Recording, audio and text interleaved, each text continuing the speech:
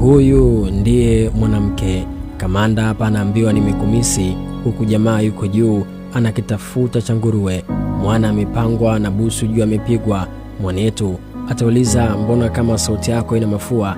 Atajibiwa sipo sawa. Kwa kujifanya na jali, mwanetu atatuma hela ya dawa ili kumridhisha mwanamke asiyempenda. Hawa viumbe ni kuishi nao kwa akili tu. Ukitaka kufahamu ukatili wa mwanamke, tembea na mke wa mtu. Ndio, huu ni mfano mgumu lakini ndio uhalisia. Utaelewa jinsi wanawake walivyo makatili kwenye mapenzi. Utaona mwanaume mwenzako anavyopambana kumpa furaha kiumbe wa ajabu.